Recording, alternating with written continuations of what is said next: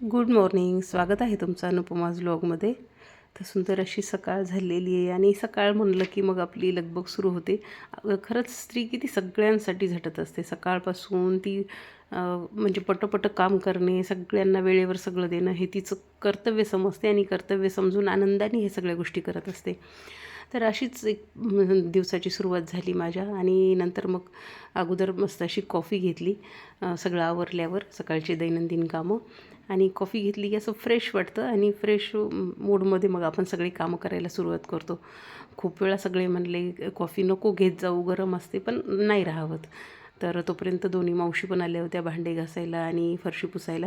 त्या त्यांची कामं करत होत्या. खरंच स्त्री किती झगडत असते ना आपल्या संसारासाठी. प्रत्येक स्त्री तिच्या संसारासाठी हातभार लावण्याचा प्रयत्न करते.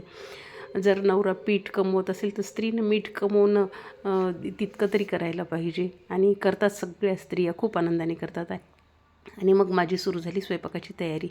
तर चवळी मी रात्री भिजवलेली होती, चवळीचे दाणे, आणि त्याला मीठ घालून एक 2-3 शिट्ट्या केल्या आणि उकळून घेतले होते चवळी. आणि मग यात लसूण, अद्रक, थोडंसं खोबरं हे सगळं पेस्ट टाकून छान अशी रश्श्याची चवळीची भाजी करायची होती. छान लागते कारण भाज्या आता बरेच जण कंटाळा करतात मुलं भाज्या खायला, ज्या रोजच्या असतात आपल्या त्या. तर हे आपले जे बेसिक मसाले आहेत, काळा मसाला, थोडासा मिसळ मसाला, हे सगळं ह्या भाजीला टाकून घेतलं आणि छान अशी रश्शेदार अशी चवळीची भाजी केली होती. आणि सकाळी इतकी घाई असते ना, असं वाटतं की म्हणजे वेळेवर सगळ्यांचं झालंच पाहिजे आणि सगळ्यांचं कुणी आवाज देतं मध्येच, कुणाचं काही असतं सुरूच राहतं. पण म्हणतात ना की म्हणजे मातृत्व असं असतं की त्याला सगळी शक्ती येते मातृत्वाला. एक स्त्री जर आई झाली ना तर ती कुठल्याही गोष्टीचा विचार करत नाही. अनंत काळाची माता जे आपण म्हणतो, स्त्री ही क्षणिक काळाची पत्नी आणि अनंत काळाची माता असते, ते खरोखर आहे. मातृत्व म्हणजे स्त्रीच्या जीवन यज्ञाची सांगता असते आणि मातृत्व हे स्त्रीला दिलेलं निसर्गानं खूप मोठा श्रेष्ठ असा वर आहे. पराक्रमाचं मातृत्व पुरुषाकडं जरी असलं तरी मातृत्वाचं पराक्रम पुरुष करू शकत नाहीत. ते फक्त स्त्रीच करू शकते आणि मातृत्व ही स्त्रीची सगळ्यात सहज सुंदर अशी, खूप सुंदर अशी साधना आहे. म्हणून म्हणजे आई सगळं मुलांसाठी, एकदा आई झाली की ती सगळं तिचं मुलांसाठी जीव ओतून सगळ्या गोष्टी करत असते. तर प्रत्येक स्त्री ही अशीच असते. मग ती एक म्हणजे ती काम करणारी असो, बाहेर जाऊन नोकरी करणारी असो, कुठलीही स्त्री, तर ती तिचं म्हणजे स्वभावात ते सगळे गुणधर्म आलेले असतात. निसर्गाने तिला एक प्रकारची ती खूप मोठी सहनशीलता दिलेली असते आणि आनंद पण दिलेला असतो की आपल्याला आपल्या मुलांसाठी ह्या सगळ्या गोष्टी करायच्यात, आपल्या घरासाठी ह्या सगळ्या गोष्टी करायच्यात. तर असंच मस्त खिडकीच्या बाहेरून पाहत पाहत असं स्वयंपाक माझा सुरू होता. चवळीची भाजी झाली होती आणि लगेच मग मला पोळ्या करायच्या होत्या. भाजी झाली आणि पोळ्यांना सुरुवात करायची होती. तर म्हणजे आपण किती आनंदाने ह्या सगळ्या गोष्टी, आणि खरंच स्वयंपाक कधीही आनंदानेच केला पाहिजे. खूप छान आपण ईश्वराचं थोडंसं नामस्मरण जरी आपल्याकडून होत नसेल तरी आनंदाने आपण स्वयंपाक केला पाहिजे. कारण आपण आपल्या घरच्या सगळ्यांसाठी हा स्वयंपाक करत असतो. जर आपण हा स्वयंपाक आनंदाने केला तर आपले घरातले सगळे आनंदी राहतील आणि घरातलं वातावरण छान राहील. नामस्मरण करत करत केलेला तर अजून खूप चांगला. तर अशा पद्धतीने माझं सगळं स्वयंपाक सुरू होता. पोळ्या वगैरे झालेल्या होत्या आणि कुकर मग नंतर लावत असते दुपारच्या वेळी. तर पोळ्या भाजी तयार झालेली होती आणि साईडला मग ही रश्श्याची भाजी केल्यामुळं साईडला मला वांग्याचं भरीत पण करायचं होतं. मग वांगे पण साईडला ठेवले होते. छान असे फ्रेश छोटे छोटे वांगे होते आणि त्याला मीठ आणि हळद घालून छान असे शॅलो फ्राय केल्यासारखे केले आणि ते भरीत पण करायचं होतं. पण तिकडं जेव्हा मी वांगे ठेवले तितक्या वेळात मग थोडंसं कपाटाचं पण मला आवरायचं होतं बेडरूममधलं. खूप दिवस झाले आणि बाहेर जायचं होतं म्हणून मग काही साड्या वगैरे पण काढून ठेवावं म्हणलं. कारण मग थोडासा वेळ मध्ये मध्ये मिळाला की हे कामं करायला सोपं जातं. कपाट पण खूप दिवसाचे पुसायचं असं ठरवलं होतं, पण काही ना काही अडचणी येतात आणि रोज शक्य नसतं. म्हणून मग म्हणलं आज चला सगळी कपाट पुसून घेऊ आणि कपाटातल्या ज्या साड्या आहेत त्या पण थोड्याशा खालीवर करूया. कारण होतं काय की आपण म्हणजे इतके साड्या घेतो, इतके कपडे घेतो, पण घालायला नंबरच लागत नाहीत. मग आपण घेऊन फक्त आणतो, कपाटात ठेवतो. हे सगळं करण्यापेक्षा मला वाटतं अधूनमधून त्याला बदललं पाहिजे. त्याची किमान जागा तरी बदला. तसं तर आपण म्हणजे घालायलाच पाहिजे. पण आपण म्हणजे सगळ्या गोष्टी असं ठेवत असतो की ही ह्या ओकेजनला घालू, ही त्या कार्यक्रमाला घालू, ही याच्याकडे जाताना घालू. ही आईकडे जाताना घालू, असा विचार करून करून आपण घेतो तर सगळं, पण घालायचं मात्र म्हणजे नाव घेत नाही. तर तसं नाही करता आपण म्हणजे सगळा आनंद घ्या. आता जे आपण कपडे घेतलेत, मग हे खूप भारीची साडी आहे, मग ही नंतर घालायला नका विचार करू, घालून घ्या सगळं. तर मी पण ठरवलं होतं की थोडंसं खालीवर करायच्या साड्या, आणि आज थोडं बाहेर जायचं होतं, तर त्यासाठी पण मग मला एक साडी काढायची होती. आणि सगळं अस्ताव्यस्त पडलं होतं. कुठून आलं की बांगड्या तशाच काढून कपाटात ठेवलेल्या, पर्स तशाच ठेवलेल्या. म्हटलं थोडंसं ठेवूया, थोडंसं कामाचं बाकीचा लोड कमी होता, तर मग हे पण केलं. तर ह्या ज्या वस्तू आपण घेतो ना, आणतो बॉक्समध्ये ठेवतो, आणि परत मग त्याचं आपण काय करतो की म्हणजे घालत नाही किंवा वापरत नाही. तर तसं न करता प्रत्येक गोष्ट जी आपण घेतो ना ती वापरा. आणि जर मग आपल्याला वापरायचीच नसेल तर घेऊन काय अर्थ आहे ना. तर ह्या सगळ्या गोष्टी मग ठरवल्यास थोडंसं सॉर्टिंग करू, पर्स सगळ्या बाजूला ठेवू, मोबाईलचे सगळे स्लिंग बॅग बाजूला ठेवू, क्लचर पण खूप इकडं तिकडं पडलेले होते अस्ताव्यस्त, ते पण ठेवायचे होते. आणि तुम्ही साईडला पाहत असाल तिकडं कपडे पण तसे पडले होते घड्या करायचे, ते पण सगळं आवरायचं होतं. तोपर्यंत म्हणजे हे सगळं आवरेपर्यंत तिकडं वांगे पण छान असे छान फ्राय झालेले होते. तर याला फक्त हळद आणि मीठ घातलं होतं. जर हळद आपण घातली, मीठ घालतो आपण सगळेजण, पण हळद जर घातली तर याला जो म्हणजे असं थोडासा वेगळा चरचरपणा जो लागतो भरिताला, तो लागत नाही. तर त्यामुळं हळद पण नक्की घालायला पाहिजे भरीत करताना, अगोदर आपण जेव्हा वांगे फ्राय करतो तेव्हा. तर असं हळद मीठ घालून, आणि त्यात 2-3 लसूण पाकळ्या पण मी घातल्या होत्या.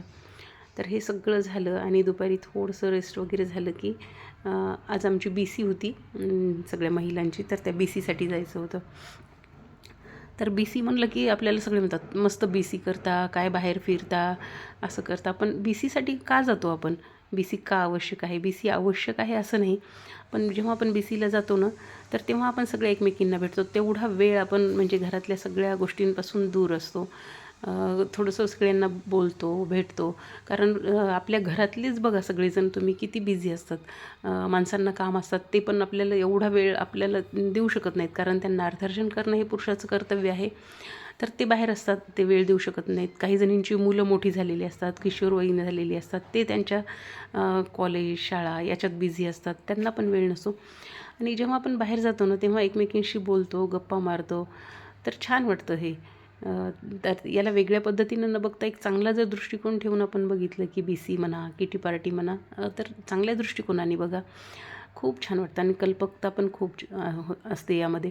तर कालची जी आमची BC होती ना, त्या BCमध्ये नुकतीच झाली होती होळी आणि महिला दिन. तर याची एक थीम ठेवलेली होती, आणि त्यांनी सगळ्या ह्या मैत्रिणींचं इतकं छान स्वागत केलं, फुलांच्या पाकळ्या वगैरे डोक्यावर टाकून सगळ्यांचं स्वागत केलं. आणि 2-2 बोट सगळ्यांना रंग लावला, छान असं रंग पण ठेवलेला होता, आणि प्रत्येकीला रंग लावला. तर खूप सुंदर दिसत होत्या. ऑल ब्युटिफुल लेडीज माझ्या मैत्रिणी ह्या मस्त अशा रंगल्या होत्या, छान छान कलर्स यांना लावलेले होते.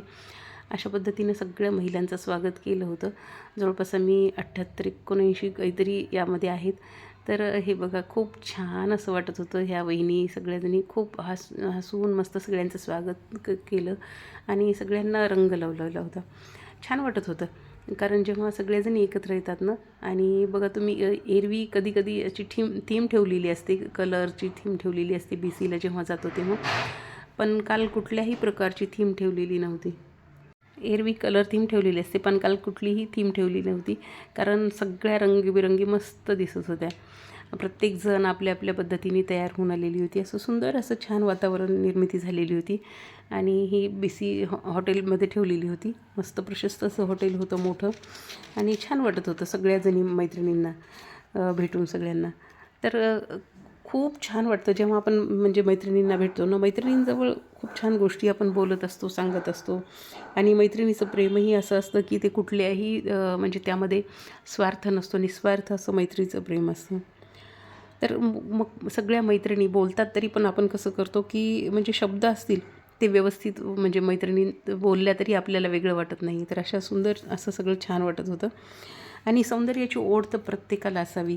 प्रत्येक महिला ही वेगळी असते, प्रत्येक महिलेत वेगळं म्हणजे तिच्यामध्ये कला असते.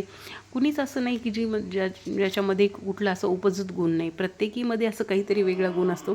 तर ह्या सगळ्या ज्या मैत्रिणी आहेत, काही टीचर्स आहेत, लेक्चरर आहेत, काही HM आहेत, नंतर काही ब्युटिशियन आहेत, काही सुंदर असे कपडे शिवतात. तर म्हणजे आपण सगळ्यांमध्ये काहीतरी गुण असतो, सुप्त गुण असतो, आणि त्या सुप्त गुणाला बाहेर काढत ही महिला आपल्या घर संसाराला पाठबळ लावत असते.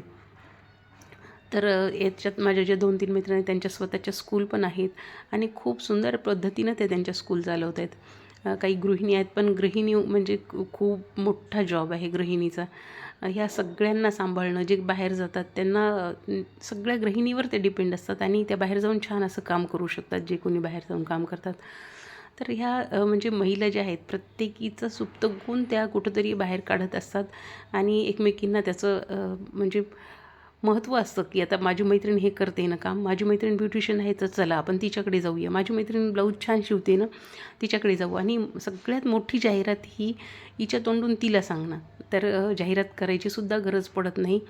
तर जर आपण म्हणलं की ही खूप छान ब्लाऊज शिवते किंवा ही खूप सुंदर फेशियल करते, ह्या ज्या मॅडम आहेत यांच्याकडे गेलं तर आपल्याला खूप छान मार्गदर्शन मिळेल. आणि ह्या गृहिणी आहेत पण ह्या खूप सुंदर अशा म्हणजे काहीतरी स्वयंपाक करतात, काही स्पेशालिटी आहे यांची, हे जर आपण एकमेकींना सांगितलं तर खूप छान म्हणजे त्यांची पब्लिसिटी होते आणि छान असं म्हणजे सगळ्यांना काहीतरी एक वेगळं म्हणजे महत्त्व मिळतं. म्हणून आपण सगळ्या मैत्रिणींनी आपण एकमेकींचं कौतुक केलं पाहिजे आणि एकमेकींबद्दल खूप छान बोललं पाहिजे. एकमेकींविषयी न बोलता एकमेकींमध्ये जे काही कलागुण आहेत त्याविषयी बोललं पाहिजे. एकमेकींना प्रोत्साहन दिलं पाहिजे. तर ती म्हणजे म्हणजे तिची जी बॉडी लँग्वेज आहे किंवा म्हणजे शरीर प्रकृती आहे ती कशी आहे याला महत्त्व नाही, किंवा तिचा कलर कसा आहे याला महत्त्व नाही, पण तिच्यामध्ये जो कलागुण आहे तो काय आहे, ती काय करते, म्हणजे हे सगळं पाहिलं पाहिजे. तर अशा पद्धतीने सुंदर असं महिला दिन आणि होळी याचं औचित्य साधून एकमेकींना खूप छान असं स्वागत केलं, भेटल्या. आणि ह्या जाधव मॅडम ह्या सगळ्यांना एकत्र करण्यात यांचा खूप मोठा सहभाग आहे. तर ह्यांनी सगळ्यांना एकमेकींना बांधून ठेवले. प्रत्येकीचे काहीतरी वेगळे विचार असतात, बोलतात. आपण किती जरी नाही म्हणलं तरी काहीतरी माघारी बोलतात, पण खरंच जाधव मॅडमचं कौतुक करावं तेवढं कमी. त्या खूप सगळ्यांना सांभाळून घेतात. तर अशा पद्धतीने हे BCचं नियोजन जे होतं ते खूप छान झालेलं होतं. आणि असं ह्या वर्षातली जी सुरू झालेली BC होती, तिसरी BC होती. मी दोन्ही BCला अगोदर गेले नव्हतं, पण आज ठरवलं होतं की मुद्दामून जायचं. आणि ज्या ग्रुपच्या म्हणजे ज्या ग्रुपची BC होती, ज्या ऑर्गनायझर होत्या कालच्या BCच्या, त्यांनी मेनू पण खूप छान ठरवलेला होता. छान जेवण वगैरे झालेलं होतं BCमध्ये आणि सगळ्याजणी खूप छान आनंदाने एकमेकींना बोलत होत्या, स्वागत करत होत्या. आणि खरंच आहे ह्या BCमध्ये एक गोष्ट आहे की सगळ्या एकमेकींना प्रोत्साहन देतात. समजा जर एखादीमध्ये काही कला वैशिष्ट्य असेल, गुण असेल, तर त्या तिला जास्त फोकस करतात आणि तिला कशा पद्धतीने आपण काम मिळवून देऊ शकतो, कशा पद्धतीने तिला म्हणजे इतर गोष्टी मध्ये तिला अजून जास्त प्रोत्साहन मिळेल हे बघत असतो. तर अशा पद्धतीने ह्या BCचा. आणि ही आत्ता तुम्ही छोटीशी पाहिलेली असेल कीर्ती, हिने खूप सुंदर अँकरिंग केलं. छान असे गेम पण झाले होते. पूर्ण शूट नाही करता आलं मला, पण मग यात छोटे छोटे गेम पण घेतले आणि छान अशी BC पार पडली. तर म्हणजे आपण मनातून एक काढलं पाहिजे. खूप वेळा आपल्याला पुरुष असतात, निघाल्या BCला, चालल्या BCला म्हणलं की पटकन जायचं असतं, पण BC काही म्हणजे असं काही हसण्यासारखं काहीच नाही, हे सगळ्यांनी लक्षात ठेवलं पाहिजे. पहिलं कसं होतं, एकत्र कुटुंब होतं, तर घरातच 4-5 जणी असायच्या, जावा सासवा, ह्या एकमेकींना बोलायच्या, एकमेकींचे सुखदुःख एकमेकींना सांगायच्या, शेअर करायच्या. पण आता विभक्त कुटुंब पद्धती जशी आली आहे तसं प्रत्येक घरात एकटे एकटे असतो. तर मग एकट्या जेव्हा असतो तेव्हा आपण कुणाशी बोलणार, काय बोलणार, हा प्रश्न पडतो. जेव्हा आपण बाहेर जातो ना, तर तेव्हा छान वाटतं. तर कशी वाटली तुम्हाला माझी BC पार्टी, कसं वाटलं नक्की सांगा. बाय.